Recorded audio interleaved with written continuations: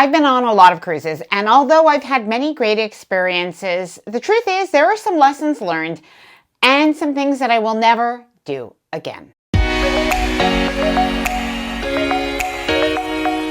Hi there, I'm Ilana from the website lifewellcruise.com. Welcome back to my channel. Now, not every experience on a cruise is all rainbows and sunshine. Sometimes there are mistakes that you make on a cruise or just things that you would do differently. Now, in this video, I'm going to be sharing all of that, including a couple of embarrassing things or things that even I wasted money on or time on that I'll let you know because, maybe it can help you out as well. But I did ask this question in the LifeWell Cruise community. I got over 1,500 comments and a lot of them repeated. So I thought I would also share some of the most common things that people said they would never do again on a cruise. Now, before I get started, I did want to mention that if you like this video, if you find it helpful, informative, or enjoyable in any way, then please do give this video a big thumbs up. I really do appreciate it. And please subscribe to the channel if you haven't done so already. Let's get started. I will never do late embarkation again. Now, I've always been somebody who's advocated for going early on the cruise ship. I just feel like it's day one of your cruise, and if you arrive 2 hours after boarding started, you miss out on 2 hours of your vacation. But I know a lot of people said, you know what, if you arrive later, you just walk right onto the cruise ship, you can go straight to your cabin, and you miss out on that boarding day chaos. I did not find it that way. I arrived a little bit later, probably somewhere around 2 o'clock in the afternoon. There was still a line to get on the cruise ship, albeit maybe it was less of a line than early on. But when we did get on, at that point, we still needed to eat something for lunch. And honestly, there was less available, less that was open. And I felt kind of agitated because I still needed to do the muster check-in. I still wanted to explore the cruise ship because I had never been on that cruise ship before. And even the simple rituals like having an embarkation day mimosa that I like to do, they just felt rushed because I had less time before sail away. So while showing up late on embarkation day might work well for other people, I absolutely know for certain that it is not for me. I will never again buy products at the spa. Now, I'm not saying that I wouldn't go for a massage. Again, I know some people say that they find there's a little bit of a hard sell at the end of the massage. So it wasn't necessarily that for me. I actually had an amazing massage, one of the very best treatments on a Princess cruise. And I guess because it was so good and I loved the products that she used, at the end of our session, she offered them to me and presented them. And you know what? I said, oh, sure. I didn't buy that much, to be honest. But what I did buy, it was the Elemis brand. I actually still have them in the box. So it's not that the products weren't good or that the person who did the massage wasn't wonderful, but I just realized the things that I buy in those moments are likely not items that I'll use again once at home and I'm not in the same environment. Now, I've got to throw my husband Frank under the bus here because I know he will never again not use sunscreen when he's on a cruise, especially on the very first day. Now, I know he would say this because there was a cruise that we did, and on embarkation day, he didn't use any sunscreen. We were walking around. At one point, we were sitting by the pool for probably a couple of hours. Well, what do you think happened? By the time he was getting ready for dinner, he was quite red. He was uncomfortable, and even just getting dressed for the evening, he was like, ouch, ouch, as his shirt went over him. Of course, I did have some aloe vera, so that was helpful. But even the next day, he was still sunburned, so he had to keep his shirt on. And the day after that, we had an excursion, and he was still feeling the effects. Now, one thing that we've learned is the sun really does seem like it is just hotter when you are out on a cruise ship. Maybe it's the water and the reflection, and sometimes you're sitting out in the sun longer than you realize. All right, now this one is a little bit embarrassing, but I will never not watch how much rum punch that I drink during an excursion. Now, we did an excursion in St. Thomas, and it was a catamaran excursion. Really nice excursion, and after doing our snorkeling, they had rum punch, and I happened to like rum punch. But you know what they say about rum punch? It's fruity, right? So you don't realize how much alcohol is in there and how much you might be drinking. And oftentimes they just keep pouring it in. Anyway, got back to the cruise ship and honestly, at that point, my head started to spin. I had to lay down. Now, I did that, but I practically could have missed dinner. Now, Frank actually convinced me. He said, go take a shower. You're going to feel better. And I did, but it still wasn't a great night. And I have to say, from that moment on, I am really careful about how much I drink on those excursions. Never again am I going to wait to get tender tickets. And of course, I'm talking about in a tender port, and they've become more rare now. So I don't often think about planning for that day. But speaking from experience over the last year or so, when one time I didn't get the tender tickets early and we had to wait maybe 45 minutes or an hour when we were actually ready to get off because we didn't have tickets, I'm not going to do that anymore. I will get up early.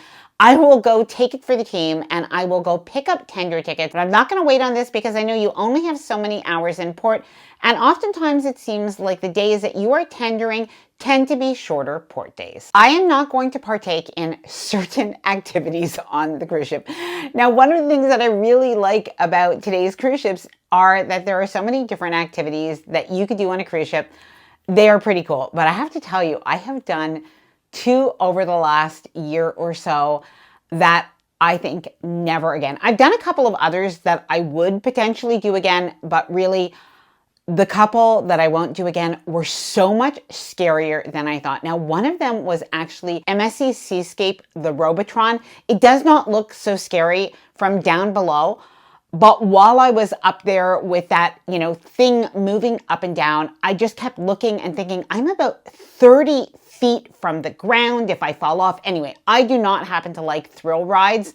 So while I'm happy I did it once, it was scarier than I thought. And the other thing that was, oh my God, it was practically death-defying, was the cliffhanger. Now, I'm not saying not to do it because it was truthfully the most incredible view. So I'm glad I did it.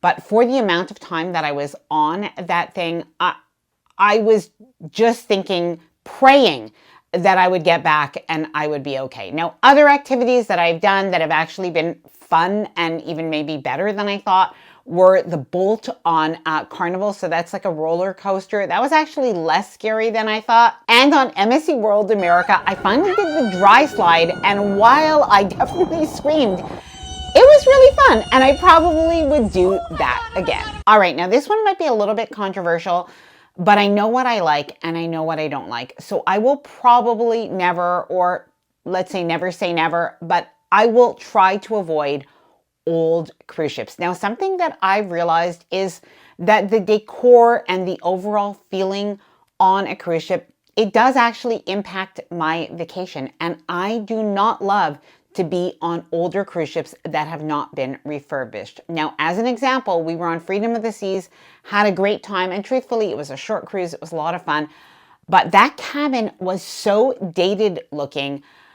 It really just didn't feel like the way a cruise ship today feels. And that being said, it was still a really good cruise. But unless it's an itinerary that I really want to do, I will avoid those old cruise ships. I will never pack for a cruise and not have options. Now, even though I have tried to pack lighter and to be more intentional, and I definitely believe in that, it makes things a lot easier. There was one cruise that I did, and it was a few years ago now, but I packed so light that I really limited my options. And something that I've realized is I'm much more comfortable going on a cruise and maybe not wearing 20% of what I bring, but at least I have options. Because if I wear everything on the cruise and even sometimes go out in something that I don't feel as comfortable in, sometimes, after a few days on a cruise, you feel a bit bloated or like something just doesn't fit you the way you want. I want the options, and that's just something that I realize about me. Now, please do let me know if you're team options or packing light down in the comments below. All right, now beyond me, what did other people say that they would never do again on a cruise? Many people, of course, said that they would not buy these spa upsells. So it's not only me, it's other people as well that said, wow, what a waste of money. Would not buy inch of gold. Now, on a cruise ship, you often have a little kiosk that is selling gold by the inch or silver by the inch. And basically, you can buy a necklace or a bracelet and charms, and it's going to sell for somewhere around $3 or sometimes a little bit more per inch. That actually can add up to about $100 per necklace, sometimes a little bit more. And what people realize, and obviously not everybody, some people absolutely love it, is that by the time they go home, they say, wow, that did kind of tarnish a little bit, and maybe I wasted my money. Now, that being said, they do have a guarantee, and years ago when I did buy Inch of Gold, they did honor it. The Flow Rider on Royal Caribbean cruise ships. Now, although many people said they really had a good time on the Flow Rider, that they were in a little bit of pain for the next few days. Now, please do let me know if you've tried the Flow Rider or any of the other thrill activities on a cruise ship, if you regret them or if you would do them again. Sit with strangers in the main dining room. Now, of course, some people love that aspect of being able to sit with new friends in the main dining room. I do that on occasion, and I definitely do enjoy it, but I'm a little bit social, so it doesn't really bother me.